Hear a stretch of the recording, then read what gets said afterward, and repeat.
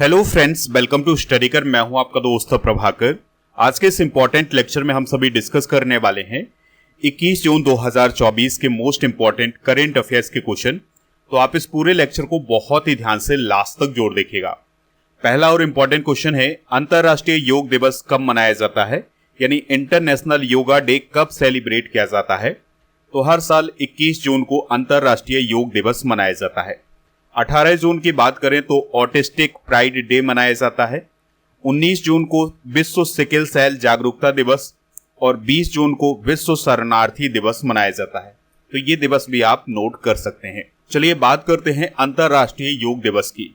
तो यह दिवस हर साल 21 जून को मनाया जाता है और संयुक्त राष्ट्र महासभा में योग दिवस को मनाने का प्रस्ताव किस देश के द्वारा दिया गया था? भारत के द्वारा। कब दिया गया था? 2014 में। फिर इसके बाद संयुक्त राष्ट्र महासभा के द्वारा योग दिवस मनाने की घोषणा की गई थी और 21 जून 2015 को पहली बार अंतरराष्ट्रीय योग दिवस मनाया गया था। 2024 में ये जो अंतरराष्ट्रीय योग दिवस मनाया जा रहा है, इसकी थीम क्या है? स्वयं और समाज के लिए योग, यानी yoga for self and society. काफी इंपॉर्टेंट थीम है, तो इसे आप नोट जरूर करिएगा। दोस्तों, 21 जून का दिन काफी इंपॉर्टेंट होता है क्योंकि इस दिन ग्रीष्मकालीन संक्रांति होती है, यानी जो पृथ्वी का उत्तरी गोलार्ध है उसका सबसे लंबा दिन कौन होता है? 21 जून का होता है। अब आप कमेंट बॉक्स में बताइएगा कि उत्तरी गोलार्ध में सबसे छोटा दिन कौन सा होता है। 2024 में ये जो अंतरराष्ट्रीय योग दिवस मनाया जाएगा, इसमें प्राइम मिनिस्टर मोदी जी श्रीनगर यानी जम्मू कश्मीर में योग दिवस मनाएंगे। इस बात को आप याद रखिएगा। योग के जनक कौन माने जाते हैं? महर्षि पतंजलि। तो ये भी काफी इंपॉर्टेंट है। चलिए अब हम डिस्कस करेंगे जून माह के सभी प्रमुख दिवस। तो आप इन सभी को नोट जरूर करते जाइएगा। तो 1 जून को विश्व दुग्ध दिवस मनाया जाता है और 1 जून को ही वैश्विक अभिभावक दिवस मनाया जाता है। 2 जून को इटली का गणतंत्र दिवस और 2 जून को तेलंगाना राज्य का स्थापना दिवस भी मनाया जाता है। 3 जून को विश्व साइकिल दिवस और 5 जून को विश्व पर्यावरण दिवस मनाया जाता है। 7 जून को विश्व खाद्य सुरक्षा दिवस और 8 जून को विश्व महासागर दिवस मनाया जाता है। 12 जून को बाल श्रम विरोधी विश्व दिवस मनाया जाता है। 14 जून को विश्व रक्तदाता दिवस। 15 जून को विश्व बुजुर्ग दुर्व्यवहार जागरूकता दिवस। 17 जून को विश्व मरुस्थलीकरण एवं सूखा रोकथाम दिवस मनाया जाता है। 18 जून को ऑटिस्टिक प्राइड डे मनाया जाता है। 19 जून को विश्व सिकल सेल जागरूकता दिवस। 20 जून को विश्व शरणार्थी दिवस मनाया जाता है। 21 जून को विश्व संगीत दिवस भी मनाया जाता है और 21 जून को विश्व हाइड्रोग्राफी दिवस भी मनाया जाता है। 21 जून को अंतरराष्ट्रीय योग दिवस मनाया जाता है। इस बात को अभी हमने डिस्कस किया हुआ है। 22 जून को विश्व वर्षा वन दिवस मनाया जाता है। 23 जून को अंतरराष्ट्रीय ओलंपिक दिवस। 23 जून को संयुक्त राष्ट्र लोक सेवा दिवस भी मनाया जाता है। 29 जून को राष्ट्रीय सांख्यिकी दिवस और 29 जून को अंतरराष्ट्रीय उष्ण कटिबंधीय दिवस और 30 जून को विश्व क्षुद्र ग्रह दिवस मनाया जाता है। तो ये हैं जून माह के कुछ प्रमुख दिवस। तो इन सभी को आप नोट कर लीजिएगा, एग्जाम की दृष्टि से काफी इंपॉर्टेंट हैं। आप इस पूरे लेक्चर को बहुत ही ध्यान से लास्ट तक देखिएगा। लास्ट में आपसे क्वेश्चन पूछा जाएगा जिसका आंसर आपको कमेंट बॉक्स में बताना है। अगर आप चैनल पर पहली बार आए हैं तो सब्सक्राइब कर लें, बेल आइकन भी दबा लें जिससे आपको समय पर सबसे पहले नोटिफिकेशन मिल सकेगा। आप हमारे व्हाट्सएप चैनल और टेलीग्राम चैनल को ज्वाइन कर लीजिएगा। इन सभी का लिंक डिस्क्रिप्शन बॉक्स में दिया गया है। नेक्स्ट क्वेश्चन है, केंद्र सरकार ने राष्ट्रीय फॉरेंसिक अवसंरचना संवर्धन योजना को मंजूरी दी है, इसकी लागत कितनी है? आंसर हो जाएगा 2254.43 करोड़।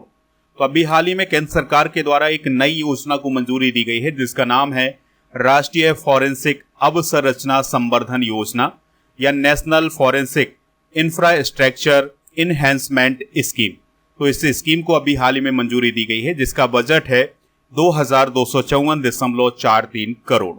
चलिए अब इस योजना को समझने का प्रयास करते हैं। तो अगर कोई अपराध होता है और उसमें अपराधी पकड़ा जाता है तो उसके खिलाफ सबूत इकट्ठा करने के लिए फॉरेंसिक जांच करवाई जाती है। तो अभी हमारे देश में बहुत कम फॉरेंसिक लैब हैं। तो ये जो राष्ट्रीय फॉरेंसिक अवसंरचना संवर्धन योजना है, तो इसके तहत 28 राज्यों और केंद्र शासित प्रदेशों में फॉरेंसिक लैब स्थापित किए जाएंगे और इसके अलावा 9000 छात्रों को फॉरेंसिक विज्ञान में या फॉरेंसिक साइंस में प्रशिक्षित किया जाएगा। चलिए कुछ इंपॉर्टेंट करंट अफेयर्स डिस्कस करते हैं जो कि स्कीम से रिलेटेड है। तो गैल यानी कि gas authority of India limited के द्वारा भारत की सबसे बड़ी इथेन क्रैकर परियोजना मध्य प्रदेश के सीहोर में स्थापित की जाएगी। पुर्तगाल की गवर्नमेंट के द्वारा प्रवासियों की मदद करने के लिए एक योजना शुरू की गई है जिसका नाम है गोल्डन वीजा योजना। आरबीआई यानी रिजर्व बैंक ऑफ इंडिया ने लघु वित्त बैंकों यानी स्मॉल फाइनेंस बैंकों को सार्वभौमिक बैंक बनने के लिए एक योजना शुरू की गई है जिसका नाम है संक्रमण योजना। असम में बाल विवाह को रोकने के लिए निजुत मोइना योजना अभी हाल ही में शुरू की गई है। प्रत्येक परिवार को बेहतर करने के लिए तमिलनाडु में नींगल नलामा योजना शुरू की गई है और छत्तीसगढ़ में महिलाओं को मासिक सहायता प्रदान करने के लिए महतारी वंदन योजना शुरू की गई है। केंद्र सरकार के द्वारा पीएम सूर्य घर मुक्त बिजली योजना की शुरुआत की गई है जिसके तहत 1 करोड़ घरों में सोलर पैनल लगाए जाएंगे। स्वच्छता कर्मचारियों की सुरक्षा और गरिमा को सुनिश्चित करने के लिए नमस्ते योजना केंद्र सरकार के द्वारा शुरू की गई थी। पीएम विश्वकर्मा योजना कब शुरू की गई थी? 17 सितंबर 2023 को और इस योजना के अंतर्गत लोगों को व्यावसायिक प्रशिक्षण दिया जाएगा। नेक्स्ट क्वेश्चन है हिंदी साहित्य सम्मेलन किस राज्य में आयोजित किया जाएगा? आंसर हो जाएगा ओडिशा। तो ओडिशा राज्य में हिंदी साहित्य सम्मेलन का आयोजन किया जाएगा। ये काफी इंपॉर्टेंट क्वेश्चन है, इसे आप नोट जरूर करिएगा। बात आई है यहाँ पर हरियाणा की। तो हरियाणा में 2024 में 9वां भारतीय अंतर्राष्ट्रीय विज्ञान महोत्सव आयोजित किया गया था और इसका आयोजन फरीदाबाद हरियाणा में किया गया था। मध्य प्रदेश की बात करें तो राज्य खनन मंत्रियों का दूसरा सम्मेलन अभी हाल ही में आयोजित किया गया है भोपाल मध्य प्रदेश में। पश्चिम बंगाल की बात करें तो नए आपराधिक न्याय सुधारों पर एक विधि सम्मेलन पश्चिम बंगाल की राजधानी कोलकाता में आयोजित किया गया है। तो ये सभी फैक्ट आप नोट कर सकते हैं। तो दोस्तों हिंदी का प्रचार प्रसार करने वाली एक संस्था है जिसका नाम है हिंदी साहित्य सम्मेलन। तो इसके द्वारा हर साल हिंदी साहित्य सम्मेलन का आयोजन करवाया जाता है। तो 2024 में इसका आयोजन 23 से 25 जून तक ओडिशा के कोरापुट में किया जाएगा। हिंदी साहित्य सम्मेलन की स्थापना 1910 में की गई थी। इसका मुख्यालय प्रयागराज उत्तर प्रदेश में है और यह एक राष्ट्रीय महत्व की संस्था भी है। इस बात को भी आप याद रखिएगा। हिंदी की बात आई है तो हिंदी के बारे में बेसिक जानकारी डिस्कस कर लेते हैं। तो हिंदी दुनिया में तीसरी सबसे ज्यादा बोली जाने वाली भाषा है। भारत में हर साल 14 सितंबर को हिंदी दिवस मनाया जाता है और विश्व हिंदी दिवस कब मनाया जाता है? 10 जनवरी को। 14 सितंबर 1949 को भारत सरकार ने हिंदी भाषा को राजभाषा के रूप में स्वीकार किया था, इसलिए 14 सितंबर को हिंदी दिवस मनाया जाता है इंडिया में। भारतीय संविधान के अनुच्छेद 343(1) के अनुसार हिंदी हमारे देश की राजभाषा है। तो इस आर्टिकल को भी आप नोट कर लीजिएगा। अगर आपसे पूछा जाए पहला विश्व हिंदी सम्मेलन कब आयोजित किया गया था, तो 10 से 12 जनवरी 1975 को और पहला विश्व हिंदी सम्मेलन आयोजित किया गया था नागपुर में। तो ये सभी फैक्ट आप नोट कर सकते हैं। सम्मेलन की बात आई है तो हाल ही में आयोजित किए गए कुछ प्रमुख सम्मेलन भी डिस्कस कर लेते हैं। तो 112वां अंतर्राष्ट्रीय श्रम सम्मेलन जेनेवा स्विट्जरलैंड में आयोजित किया गया है। यूक्रेन शांति सम्मेलन स्विट्जरलैंड में आयोजित किया गया है। वॉन जलवायु सम्मेलन 2024 वॉन जर्मनी में आयोजित किया गया है। G7 शिखर सम्मेलन 2024 अपुलिया इटली में आयोजित किया गया है और इसका आयोजन फसानो शहर में किया गया था। और अभी हाल ही में भारत IORA क्रूज पर्यटन सम्मेलन नई दिल्ली में आयोजित किया गया है। काजा शिखर सम्मेलन 2024 का आयोजन लिविंग स्टोन जाम्बिया में किया गया है। भूटान टाइगर लैंड स्केप सम्मेलन का आयोजन भूटान में किया गया है। महासागर दशक सम्मेलन 2024 बार्सिलोना स्पेन में आयोजित किया गया है और इंद्रधनुष पर्यटन सम्मेलन का आयोजन अभी हाल ही में नेपाल में किया गया है। तो ये सभी समेट आप नोट कर सकते हैं। नेक्स्ट क्वेश्चन है विश्व बैंक के द्वारा जारी वैश्विक शीर्ष 100 बंदरगाहों की सूची में भारत के कितने बंदरगाहें शामिल हैं? यानी अभी हाल ही में विश्व बैंक के द्वारा टॉप 100 बंदरगाहों की एक सूची जारी की गई है। तो टॉप 100 बंदरगाहों में भारत के कितने बंदरगाहें शामिल हैं? 9 बंदरगाहें शामिल हैं। दोस्तों ये जो रिपोर्ट जारी की गई है इसको विश्व बैंक और S&P ग्लोबल मार्केटिंग इंटेलिजेंस के द्वारा तैयार किया गया है। तो इसमें जो 9 बंदरगाह हैं उसमें विशाखापत्तनम बंदरगाह 19वें स्थान पर है और मुंद्रा बंदरगाह 27वें स्थान पर है। इसके अलावा जो पीपावाव पोर्ट है गुजरात का, ये 41वें नंबर पर है। कामराजार पोर्ट है जो कि चेन्नई में है, ये 47वें स्थान पर है। कोचीन पोर्ट केरल का, ये 63वें स्थान पर है। हजीरा पोर्ट सूरत का, ये 68वें स्थान पर है। कृष्णापट्टनम पोर्ट जो कि आंध्र प्रदेश में है, ये 71वें स्थान पर है और चेन्नई पोर्ट 80वें स्थान पर है। और इसके अलावा जवाहरलाल नेहरू बंदरगाह जो कि नवी मुंबई में है, ये 96वें स्थान पर है। तो ये वो 9 बंदरगाह हैं जो टॉप 100 में शामिल हैं विश्व बैंक की रिपोर्ट में। अच्छा, पहले नंबर पर कौन सा बंदरगाह है? तो वो है चाइना का यांगसान बंदरगाह और फिर इसके बाद दूसरे नंबर पर है ओमान का सलालाह बंदरगाह। तो ये है टॉप 2 बंदरगाह। अगर आपसे पूछा जाए कि केंद्रीय पत्तन, पोत, परिवहन एवं जल मार्ग मंत्री कौन है, तो वो है सर्बानंद सोनोवाल। चलिए विश्व बैंक के बारे में बेसिक जानकारी डिस्कस कर लेते हैं। तो इसकी स्थापना 1944 में की गई थी। वाशिंगटन डीसी में इसका मुख्यालय है और इसके सदस्य हैं 189 और इसके वर्तमान में अध्यक्ष हैं अजय बंगा। नेक्स्ट क्वेश्चन है वधावन बंदरगाह का निर्माण किस राज्य में किया जाएगा? आंसर हो जाएगा महाराष्ट्र में। तो महाराष्ट्र राज्य में एक नया बंदरगाह बनाया जाएगा जिसका नाम होगा वधावन बंदरगाह। ऑप्शन की अगर हम बात करें तो गोवा में कौन सा बंदरगाह है? मोर मुगाओ बंदरगाह और कर्नाटक में न्यू मंगलुरु बंदरगाह और ओडिशा में पारादीप बंदरगाह। तो ये बंदरगाह भी आप नोट कर सकते हैं। दोस्तों, वधावन बंदरगाह के बारे में कुछ बेसिक जानकारी डिस्कस कर लेते हैं। तो इसका निर्माण महाराष्ट्र के पालघर जिले के दहानू तालुका में किया जाएगा और यह भारत का सबसे बड़ा डीप ड्राफ्ट बंदरगाह होगा। यानी इसका मतलब ये हुआ कि यह बंदरगाह बड़े मालवाहक जहाजों को भी संभाल सकता है, यानी यहाँ पर बड़े मालवाहक जहाज भी आ सकते हैं।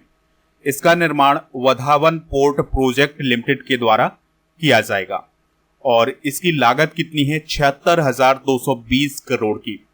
वधावन बंदरगाह एक ग्रीनफील्ड बंदरगाह है। ग्रीनफील्ड बंदरगाह का मतलब यह है कि इस क्षेत्र में पहले से कोई और बंदरगाह नहीं था, ये एक नए सिरे से बंदरगाह बनाया जा रहा है। तो ये सभी जानकारी आप नोट कर सकते हैं। भारत के बंदरगाह डिस्कस कर लेते हैं। तो जो प्रमुख बंदरगाह हैं उनको डिस्कस करेंगे। जैसे कांडला बंदरगाह गुजरात में है और ये अरब सागर में है। मुंबई बंदरगाह महाराष्ट्र में है, ये अरब सागर में है। नेहावा सेवा बंदरगाह महाराष्ट्र में है, ये भी अरब सागर में है। और मारमागांव बंदरगाह गोवा में है जो कि अरब सागर में है। न्यू मंगलौर बंदरगाह ये कर्नाटक में है, ये अभी अरब सागर में है। कोच्चि बंदरगाह केरल में है, ये भी अरब सागर में है। तूतीकोरिन बंदरगाह तमिलनाडु में है, ये बंगाल की खाड़ी में है। चेन्नई बंदरगाह तमिलनाडु में है, ये बंगाल की खाड़ी में है। और एन्नौर बंदरगाह तमिलनाडु में है, ये भी बंगाल की खाड़ी में है। विशाखापत्तनम बंदरगाह आंध्र प्रदेश में है, ये बंगाल की खाड़ी में। पारादीप बंदरगाह ओडिशा में है, ये बंगाल की खाड़ी में है। हल्दिया बंदरगाह पश्चिम बंगाल में है, ये भी बंगाल की खाड़ी में। और पोर्ट ब्लेयर बंदरगाह ये अंडमान और निकोबार द्वीप समूह में है और ये भी बंगाल की खाड़ी में स्थित है। अगला क्वेश्चन आपसे पूछा जा रहा है, धनलक्ष्मी बैंक के एमडी और सीईओ कौन बने हैं? तो अजीत कुमार के अभी हाल ही में धनलक्ष्मी बैंक के एमडी और सीईओ बनाए गए हैं। अश्वनी कुमार की बात करें तो यह दिल्ली नगर निगम के कमिश्नर बने हैं। राजीव अग्रवाल अभी हाल ही में पेटीएम के गैर कार्यकारी स्वतंत्र निदेशक नियुक्त किए गए हैं। और तेसम पोंगटे की बात करें तो ये अरुणाचल प्रदेश विधानसभा के अध्यक्ष बनाए गए हैं। तो निजी क्षेत्र का एक बैंक है जिसका नाम है धनलक्ष्मी बैंक, तो उसके द्वारा अभी हाल ही में अजित कुमार के को एमडी और सीईओ नियुक्त किया गया है। उनकी नियुक्ति 3 साल के लिए की गई है। धनलक्ष्मी बैंक की बात करें तो यह एक निजी क्षेत्र का बैंक है और इसका हेडक्वार्टर जरूर याद रखिएगा कि इसका हेडक्वार्टर केरल के त्रिशूर में है। हाल ही में की गई कुछ महत्वपूर्ण नियुक्तियां डिस्कस कर लेते हैं। तो आदित्य रॉय कपूर को विस्लरी लिमोनाटा का ब्रांड एम्बेसडर बनाया गया है। कमल किशोर सोवन को कर्मचारी राज्य बीमा के महानिदेशक के रूप में अभी हाल ही में नियुक्त किया गया है। राकेश मोहन जोशी को भारतीय विदेश व्यापार संस्थान के कुलपति के रूप में नियुक्ति दी गई है। सुशील कुमार सिंह दीनदयाल पोर्ट ट्रस्ट के अध्यक्ष बने हैं। पीवी सिंधु को तंबाकू नियंत्रण के लिए ब्रांड एम्बेसडर बनाया गया है। इदा सिसा नोंगरांग मेघालय की पहली महिला पुलिस महानिदेशक बनी है। और एन चंद्रशेखरन टाटा इलेक्ट्रॉनिक्स के अभी हाल ही में अध्यक्ष बने हैं। नेक्स्ट क्वेश्चन है, किस राज्य में हाईकोर्ट के द्वारा 65% आरक्षण कानून को रद्द कर दिया गया है? आंसर हो जाएगा बिहार। तो बिहार में जो 65% आरक्षण कानून लाया गया था बिहार सरकार के द्वारा, तो उसको अब पटना हाईकोर्ट के द्वारा रद्द कर दिया गया है। तो जो 65% आरक्षण कानून था, इसमें क्या किया गया था कि सरकारी शिक्षण संस्थानों और सरकारी नौकरियों में SC, ST, OBC और EBC के 50% आरक्षण को बढ़ा करके 65% कर दिया गया था। और EWS को तो पहले से 10% आरक्षण प्राप्त है। तो इस प्रकार से बिहार में 75% आरक्षण हो गया था। तो इसके खिलाफ हाईकोर्ट में एक याचिका दायर की गई थी, उस पर सुनवाई की गई और फिर इसके बाद पटना हाईकोर्ट ने अपना फैसला सुनाया और जो 65% आरक्षण कानून था उसको रद्द कर दिया है अभी हाल ही में। अच्छा दोस्तों, अगर आपसे पूछा जाए कि आरक्षण के लिए तय की गई अधिकतम सीमा कितनी है, यानी कि कितने प्रतिशत तक आरक्षण दिया जा सकता है, तो 50% तक आरक्षण दिया जा सकता है। लेकिन बिहार में ये 75% हो गया था, तो इसी के खिलाफ याचिका लगाई गई थी। बिहार से रिलेटेड कुछ इंपॉर्टेंट करंट अफेयर्स भी डिस्कस कर लेते हैं। तो अभी हाल ही में बिहार के नागी और नकटी अभ्यारण्य को रामसर स्थल घोषित किया गया है। इस प्रकार से अब पूरे देश में 82 रामसर स्थल हो गए हैं। बिहार के पूर्व उप मुख्यमंत्री सुशील कुमार मोदी का अभी हाल ही में निधन हो गया है। 22 मार्च को बिहार दिवस मनाया गया है। बिहार के नए मुख्य सचिव बने हैं ब्रजेश मेहरोत्रा। नंद किशोर यादव बिहार विधानसभा के अध्यक्ष चुने गए हैं। देश का पहला तांबे से बना बापू टावर पटना में बनाया गया है। बिहार सरकार के द्वारा पढ़ने लिखने में कमजोर स्कूली छात्रों के लिए एक मिशन शुरू किया गया है जिसका नाम है मिशन दक्ष। तो ये भी काफी इंपॉर्टेंट है। बिहार की बेसिक जानकारी भी डिस्कस कर लेते हैं। तो बिहार का गठन हुआ था 22 मार्च 1912 को। राजधानी है इसकी पटना और चीफ मिनिस्टर हैं नीतीश कुमार। बिहार के इतिहास में सबसे अधिक समय तक चीफ मिनिस्टर रहने वाले व्यक्ति कौन है? नीतीश कुमार। और वो अभी हाल ही में 9वीं बार चीफ मिनिस्टर बने थे। गवर्नर कौन है बिहार के? वो हैं राजेंद्र विश्वनाथ अर्लेकर। और यहाँ पर एक राष्ट्रीय उद्यान है जिसका नाम है वाल्मीकि राष्ट्रीय उद्यान, जो कि चंपारण जिले में है। नेक्स्ट क्वेश्चन है, कोपा अमेरिका कप के 48वें संस्करण की शुरुआत हुई है, यह किस खेल से संबंधित है? आंसर हो जाएगा फुटबॉल। बात करते हैं कोपा अमेरिका फुटबॉल टूर्नामेंट 2024 की। तो इस बार इसका 48वां संस्करण आयोजित किया जा रहा है और 2024 में इसका आयोजन अमेरिका में किया जाएगा। अमूमन होता क्या है कि इसका आयोजन दक्षिण अमेरिका महाद्वीप के देशों में किया जाता है, लेकिन 2024 में इसका आयोजन अमेरिका में हो रहा है। 21 जून से 15 जुलाई 2024 तक इस टूर्नामेंट का आयोजन किया जाएगा और इस टूर्नामेंट में अमेरिकी महाद्वीप के देश शामिल होते हैं, यानी कि उत्तरी अमेरिका और दक्षिणी अमेरिका महाद्वीप के देश जो हैं वो इस टूर्नामेंट में शामिल होते हैं। पहला कोपा अमेरिका फुटबॉल टूर्नामेंट 1916 में आयोजित किया गया था। 2021 में इसका पिछला संस्करण अर्जेंटीना की टीम ने जीता था। फुटबॉल से रिलेटेड कप और ट्रॉफियों के विजेता डिस्कस कर लेते हैं। तो अभी हाल ही में चैंपियंस लीग ट्रॉफी 2024 का आयोजन किया गया था जिसमें विजेता रियल मैड्रिड रहा है और उप विजेता बोरुसिया डॉर्टमुंड रहा है। ला लीगा प्रतियोगिता भी फुटबॉल से रिलेटेड है, तो 2024 में इसका खिताब रियल मैड्रिड की टीम ने जीता है। अच्छा, बात करें अगर हम इंडियन सुपर लीग 2024 की, तो ये भारत की एक फुटबॉल प्रतियोगिता है। इसकी विजेता टीम कौन रही है? मुंबई सिटी। और उप विजेता कौन रहा है? मोहन बागान। संतोष ट्रॉफी 2023-24 की बात करें तो इसका विजेता रहा है सर्वसेस और उप विजेता गोवा रहा है। तो ये हैं फुटबॉल से रिलेटेड कुछ कप और ट्रॉफियां और उनके विजेता। अगला क्वेश्चन है, डेविड जॉनसन कौन थे जिनका निधन हो गया है? तो वह एक क्रिकेटर थे, तो उनका भी हाल ही में निधन हो गया है। तो पूर्व भारतीय तेज गेंदबाज रहे हैं डेविड जॉनसन, तो उनका अभी हाल ही में निधन हो गया है 52 वर्ष की आयु में। वो अपने अपार्टमेंट की बालकनी से गिर गए थे जिसके कारण उनकी मौत हो गई है। हाल ही में हुए कुछ प्रमुख निधन डिस्कस करते हैं। जैसे हरपाल सिंह बेदी का निधन हुआ है, यह एक खेल पत्रकार थे। मुरलीधर चंद्रकांत भंडारी का निधन हुआ है, ये ओडिशा के पूर्व राज्यपाल थे। पंडित राजीव तारानाथ का निधन हुआ है, यह एक प्रसिद्ध सरोद वादक थे। सुरजीत पातर का निधन हुआ है, यह एक पंजाबी कवि थे। सोलोसा चिल्मा का निधन हुआ है जो कि मलावी के उपराष्ट्रपति थे।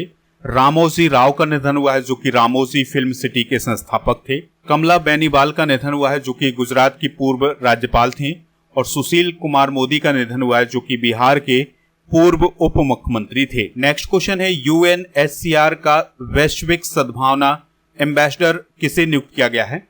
आंसर हो जाएगा थियो जेम्स को। तो थियो जेम्स अभी हाल ही में यूएनएचसीआर के वैश्विक सद्भावना एम्बेसडर बने हैं। एमएस धोनी सिट्रोएन इंडिया के ब्रांड एम्बेसडर बने हैं। और युवराज सिंह को T20 वर्ल्ड कप 2024 के लिए एम्बेसडर बनाया गया है।